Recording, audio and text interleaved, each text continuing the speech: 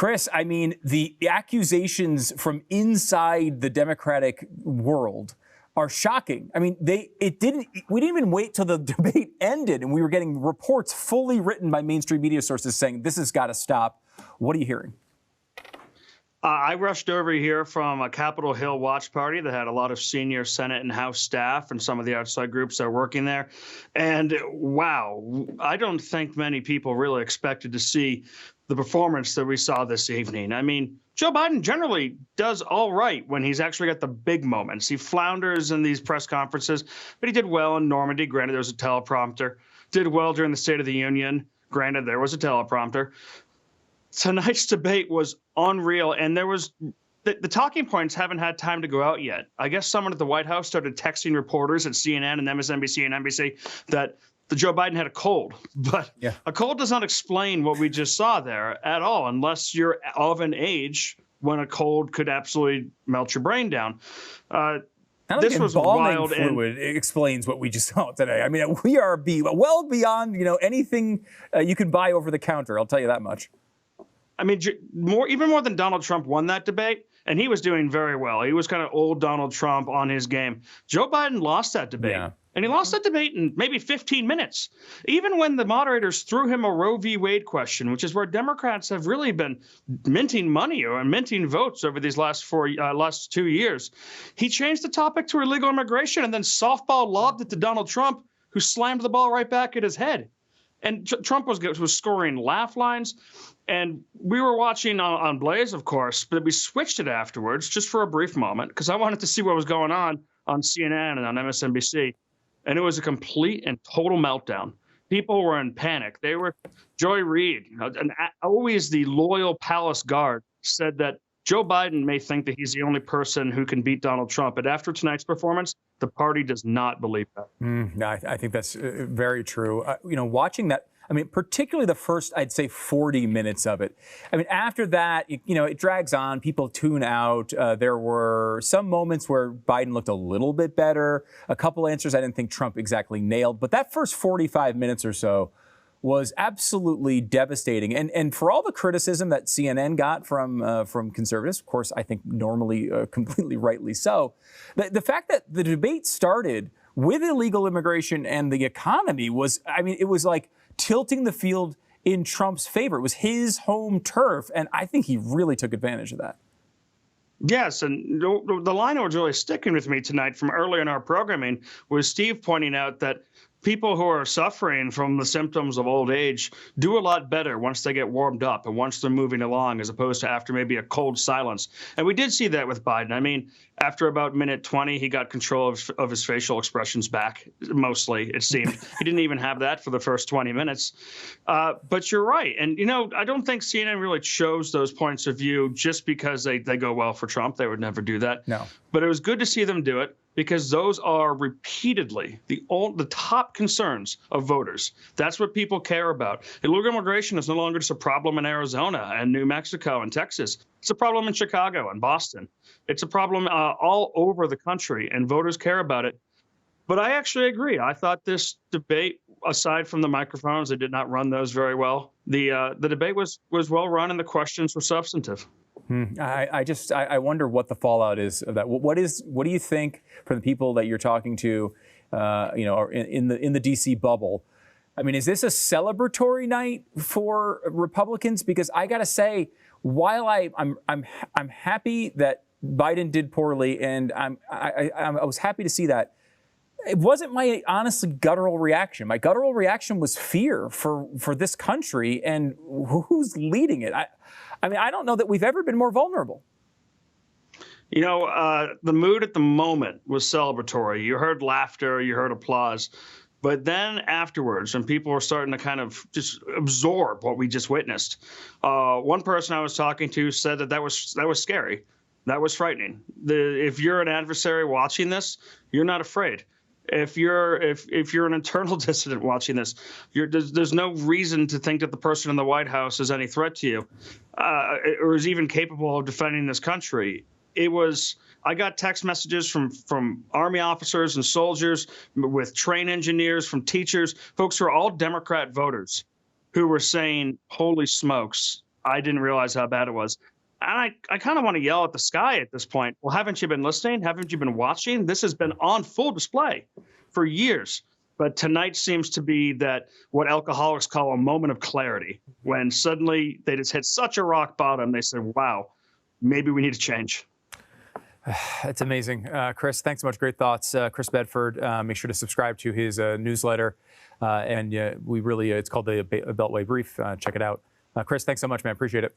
Thank you. Wow, that is one of the most stunning things I've ever seen. I keep coming back to it, and I really went into this thinking we would see a victory by Trump. I thought he'd be able to handle Biden pretty easily, but it wouldn't necessarily make that much of a difference. Watching that was stunning. I mean, every Democrat had to notice this, and I think, going back to what Chris was saying, it's true, I think, in the past that we've seen Joe Biden's worst moments not be the biggest moments.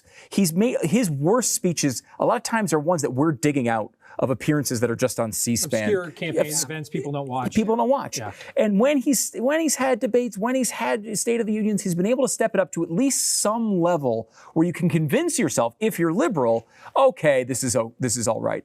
He did not hit that standard tonight, Sarah. Because he was not on prompter. The prompter has been his saving grace all of this time, and we find out exactly what happens when he is not on prompter for 90 minutes long. You get him talking about, to Chris's point, talking about the issue of abortion and somehow leading himself into the area where he starts admitting that illegal immigrants are raping people, but somehow it's justified because people are being raped by their in-laws and their spouses. Yeah, this is true. I mean, so many unforced errors that he led himself into, and that Donald Trump was able to have the slam dunk on simply because he has no idea what's going on. Now, I want to add one thing to what Chris said, is that, he says that it's frustrating hearing all of these people, to his point, Chuck Todd tonight. At the end of the day, Joe Biden looks like the caricature that conservatives have been painting.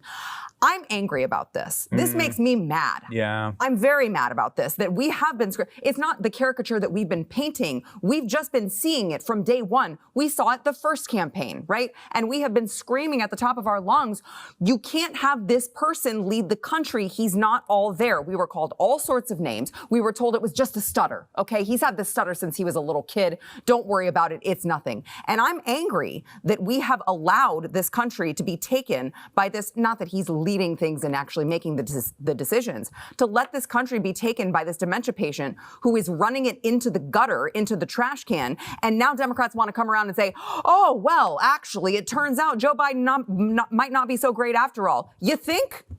You think? And so it leaves me very angry at the left pretending like this is just a new, we've just now arrived at this consensus. Well, maybe you were just too busy carrying his water to actually admit the truth that we were all saying for about 6 years now. Absolutely incredible. And it's true. Right? Like, this is one of those things we've been saying forever. It wasn't a partisan talking point. It never was. No. The fact that before this, what was it, 86% of people said he was too old, including a high percentage of Democrats to do this job. Let me give you one moment from Trump, if I could, here real quick. This is SOT Debate 2. Trump's response here was everybody's response watching what was going on the debate stage. Check this out.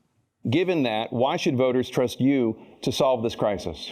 Because we worked very hard to get a bipartisan agreement that not only changed all of that, it made sure that we are in a situation where you had no circumstance where they could come across the border with the number of border police there are now. We significantly increased the number of asylum officers. By the way, the Border Patrol endorsed me, endorsed my position. In addition to that, we found ourselves in a situation where when he was president, he was separating babies from their mothers, putting them in cages, making sure the families were separated.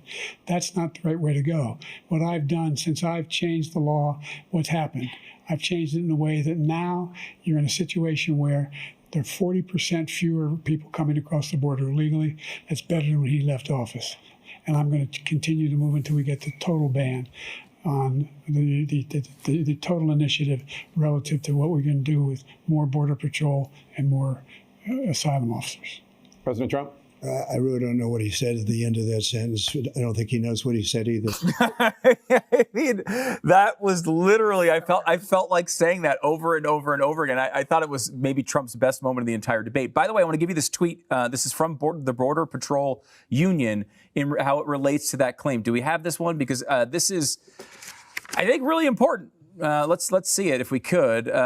It says, to be clear, we never have and never will endorse Biden. So that was just a complete and utter lie on stage. It wasn't just gibberish. So was the children in cages thing. That happened under Obama, actually. Under Obama, who built the cages. I remember that from the last debate.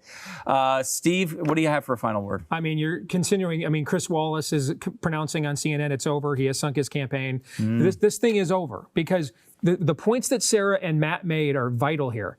And this is where it filters down and stains every Democrat.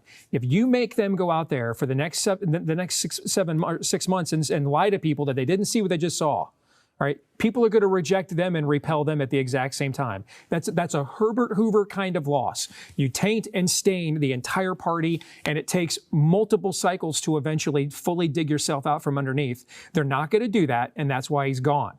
Because if they don't, they're facing a 1932 level loss. And then we will see what they decide to do in his place. Will they let him finish the term because they can't afford President Kamala? Will they let her be acting president and invoke the 25th? Neither one of them will be the nominee, I believe. And then we'll have an open convention and we'll see what they come up with. I just know it won't be a straight white male.